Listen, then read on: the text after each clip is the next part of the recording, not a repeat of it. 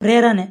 ಯಶಸ್ಸು ಗಳಿಸಿದ ವ್ಯಕ್ತಿಗಳ ನಡೆನುಡಿಯನ್ನು ಗಮನಿಸಿದಾಗ ಸಾಮಾನ್ಯವಾಗಿ ಎಲ್ಲರನ್ನೂ ಒಂದು ವಿಶೇಷ ಗುಣವಿರುವುದು ನಮಗೆ ವೇದ್ಯವಾಗುತ್ತದೆ. ಆ ವಿಶೇಷ ಗುಣವೇ ಪ್ರೇರಣೆ.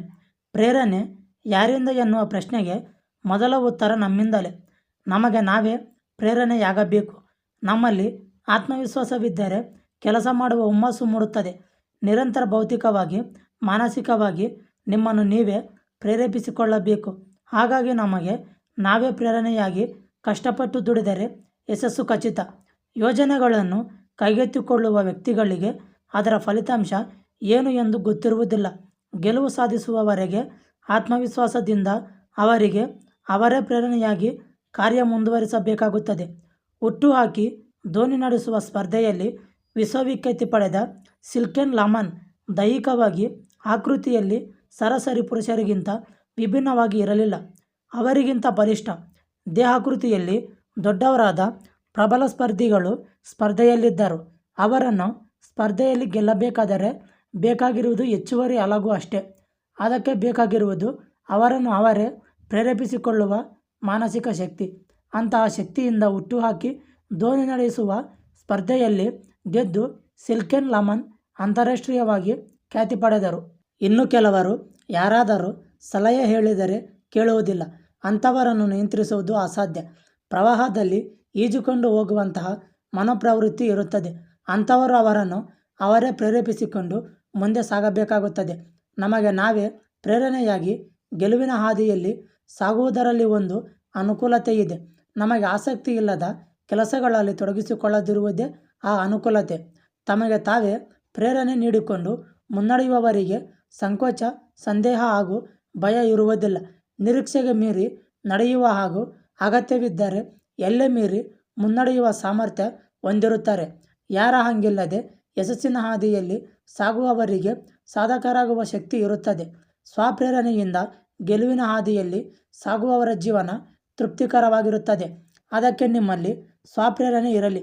ನಿಮ್ಮ ಜೀವನದಲ್ಲಿ ಏನೋ ಪ್ರಯೋಜನಕಾರಿ ಘಟನೆ ನಡೆಯುತ್ತದೆ, ಅದೃಷ್ಟ ಬಂದು ನಿಮ್ಮ ಮಡಿಲಿಗೆ ಬೀಳುತ್ತದೆ ಎಂಬ ನಿರೀಕ್ಷೆ ಇಲ್ಲದೆ ಸ್ವಪ್ರೇರಣೆಯಿಂದ ಮುನ್ನಡೆಯಬೇಕು ಎಂಬುದು ಸಾಧಕರಾಗ ಬಯಸುವವರಿಗೆ ಉತ್ತಮ ಸಲಹೆ. ಸಂಕೋಚ ಪ್ರವೃತ್ತಿಯ ಸಂಕೋಲೆ ಬಿಡಿಸಿಕೊಳ್ಳಿ. ಓದು, ಕಲಿಕೆ, ಕೇಳುವುದರಲ್ಲಿ, ಪರಿಶೀಲನೆಯಲ್ಲಿ, ಕಲ್ಪನೆಗಳಲ್ಲಿ, ಮನಸ್ಸು ಕೇಂದ್ರೀಕರಣದಲ್ಲಿ ಕಾಲ ಕಳೆಯುವ ಸಂಕೋಚ ಸ್ವಭಾವದವರು ಬಹಿರಂಗ ಸಭೆಯಲ್ಲಿ, ವೇದಿಕೆಯಲ್ಲಿ ನಿಂತು ಮೈಕ್ ಮುಂದೆ ಮಾತನಾಡಲು ನಿಮಗೆ ಸಂಕೋಚವೇ? ಸಭೆಯಲ್ಲಿ ಜನರನ್ನು ನೋಡಿದ ತಕ್ಷಣ ನಿಮಗೆ ನಡುಕ ಉಂಟಾಗುತ್ತದೆಯೇ? ಹೊಸಬರೊಂದಿಗೆ ಮಾತನಾಡಲು ಸಂಕೋಚವೇ? ನೀವು ಪುರುಷರಾಗಿದ್ದರೆ ಪರಿಚಯವಿಲ್ಲದ ಹೆಣ್ಣು ಮಕ್ಕಳನ್ನು ನೋಡಿ ಮಾತನಾಡಲು ಸಂಕೋಚವೇ? ನೀವು ಮಹಿಳೆಯಾಗಿದ್ದರೆ ಪರಿಚಯವಿಲ್ಲದ ಪುರುಷರನ್ನು ನೋಡಿ ಮಾತನಾಡಲು ಸಂಕೋಚವೇ? ಒಂದು ಪಾರ್ಟಿಯಲ್ಲಿ ಜನರೊಂದಿಗೆ ಬೆರೆಯಲು ನಿಮಗೆ ಆಗುತ್ತಿಲ್ಲವೇ? ಈಗ ವಿವಿಧ ಸನ್ನಿವೇಶಗಳಲ್ಲಿ ಸಂಕೋಚ ಪಡುವವರು ನೀವೊಬ್ಬರೇ ಅಲ್ಲ. ಜಗತ್ತಿನಾದ್ಯಂತ ಸಾಕಷ್ಟು ಸಂಖ್ಯೆಯಲ್ಲಿ ಸಂಕೋಚ ಪ್ರವೃತ್ತಿಯವರು ಇದ್ದಾರೆ. ಹಲವು ಸಾಧಕರು ಸಹ ಈ ಗುಂಪಿಗೆ ಸೇರುತ್ತಾರೆ. ಹಲವು ಸಾಧಕರ ಇಂದಿನ ಜೀವನವನ್ನು ಪರಿಶೀಲಿಸಿದರೆ ಅವರ ಸಂಕೋಚ ಪ್ರವೃತ್ತಿಯ ಬಗ್ಗೆ ತಿಳಿಯುತ್ತದೆ. ಕೆಲವರಿಗೆ ವೇದಿಕೆಯಲ್ಲಿ ಮಾತನಾಡಲು ಸಂಕೋಚ, ಇನ್ನು ಕೆಲವರಿಗೆ ಜನರ ಗುಂಪಿನಲ್ಲಿ ಬೆರೆಯುವುದರಲ್ಲಿ ಸಂಕೋಚ, ಇನ್ನು ಕೆಲವರಿಗೆ ತಮ್ಮ ರೂಪ, ಎತ್ತರ ಮತ್ತು ದೈಹಿಕ ಸೌಂದರ್ಯ ಮುಂತಾದ ವಿಷಯಗಳ ಬಗ್ಗೆ ಆತ್ಮವಿಶ್ವಾಸದ ಕೊರತೆಯಿಂದ ಸಂಕೋಚ. ಸಾವಿರಾರು ಜನರು ಭಾಗವಹಿಸಿದ ಸಭೆಯಲ್ಲಿ ಸಂಕೋಚವಿಲ್ಲದೆ ಮಾತನಾಡುವವರು ಹೊಸಬರು ಇರುವ ಸ್ಥಳದಲ್ಲಿ ಅಡ್ಡಾಡಲು ಸಂಕೋಚ ಪಡುವುದುಂಟು. ಹುಡುಗಿಯರಿದ್ದ ಕಡೆ ನಡೆದಾಡಲು ಕೆಲ ಹುಡುಗರಿಗೆ ಸಂಕೋಚವಾದರೆ, ಹುಡುಗರಿದ್ದ ಕಡೆ ನಡೆದಾಡಲು ಕೆಲ ಹುಡುಗಿಯರಿಗೆ ಸಂಕೋಚ. ಇಂತಹ ಸಂಕೋಚ ಪ್ರವೃತ್ತಿಯಿಂದ ಹೊರಬರುವುದೇ ಯಶಸ್ಸಿಗೆ ಮೊದಲ ಸೋಪಾನ. ಯಶಸ್ಸಿಗೆ ಸೋಪಾನವಾಗುವ ಸಂಕೋಚ. ನಿಮ್ಮನ್ನು ನೀವೇ ಪ್ರೇರೇಪಿಸಿಕೊಂಡು ಜನರ ಮುಂದೆ ಹೋಗಿ. ರೇಷ್ಮೆ ಹುಳು ಚಿಟ್ಟೆಯಾಗುವ ಮೊದಲಿನ ಅವಸ್ಥೆಯಲ್ಲಿ ತನ್ನ ಸುತ್ತ ರೇಷ್ಮೆ ದಾರದಿಂದ ಗೂಡು ಕಟ್ಟಿಕೊಳ್ಳುತ್ತದೆ. ಅದು ಗೂಡನ್ನು ಛೇದಿಸಿಕೊಂಡು ಹೊರಗೆ ಬಂದು ಚಿಟ್ಟೆಯಾಗಬೇಕು. ಅದೇ ರೀತಿ ಸಂಕೋಚವೆಂಬ ದಾರದಲ್ಲಿ ತನ್ನ ಸುತ್ತ ಎಣೆದುಕೊಂಡು ಹೊರಬರಲಾಗದೆ ಒದ್ದಾಡುವವರು ಇದ್ದಾರೆ. ಇಂತಹ ಸಂಕೋಚ ಸ್ವಭಾವವನ್ನು ಹೋಗಲಾಡಿಸಿಕೊಳ್ಳುವುದು ಹೇಗೆ? ಇದು ತಾಲೀಮಿನಿಂದ ಸಾಧ್ಯವಾಗುತ್ತದೆ. ಎಂತಹ ಸನ್ನಿವೇಶವಾದರೂ ಇರಲಿ, ನೀವು ಜನರೊಂದಿಗೆ ಬೆರೆತು ಮಾತನಾಡುವುದನ್ನು ಕಲಿಯಿರಿ. ಒಬ್ಬರೊಂದಿಗೆ ಅಥವಾ ಗುಂಪಿನೊಂದಿಗೆ ಮಾತನಾಡಿ.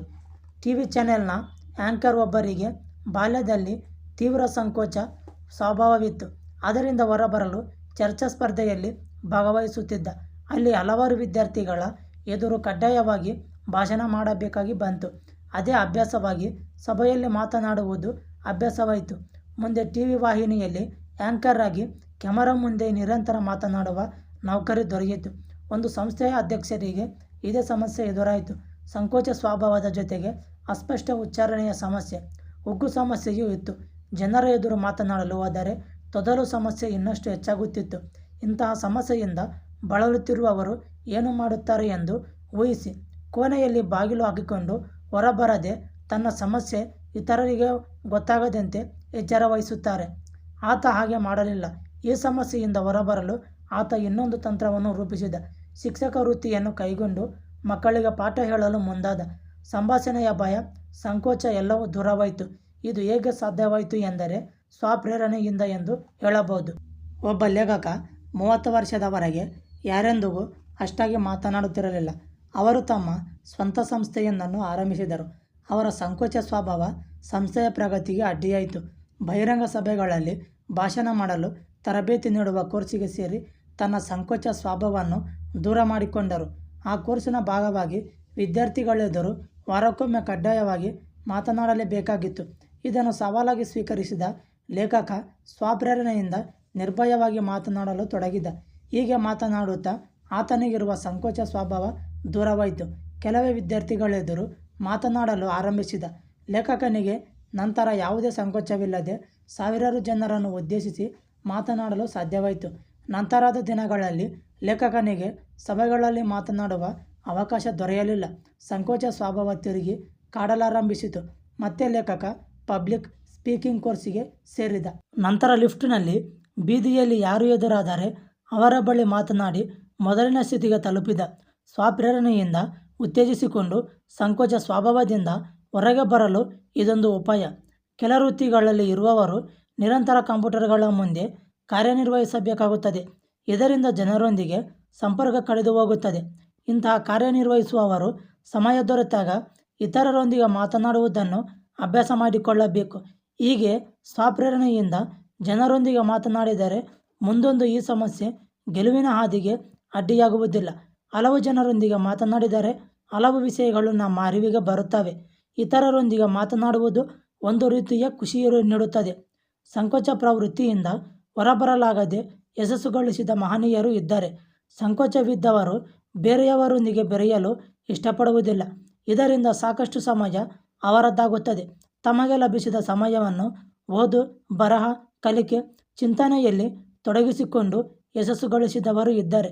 ನೀವು ಸಹ ಸಂಕೋಚ ಸ್ವಭಾವದವರಾದರೆ ಜನರೊಂದಿಗೆ ಅಗತ್ಯವಿದ್ದರೂ ಅಗತ್ಯವಿಲ್ಲದಿದ್ದರೂ ಮಾತನಾಡುವುದನ್ನು ಅಭ್ಯಾಸ ಮಾಡಿಕೊಳ್ಳಿ.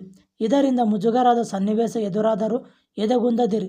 ಸಂಕೋಚ ಸ್ವಭಾವ ದೂರವಾದರೆ ನಿಮ್ಮ ಮುಜುಗರದಂತಹ ಪ್ರಸಂಗ ಬರುವುದೇ ಇಲ್ಲ.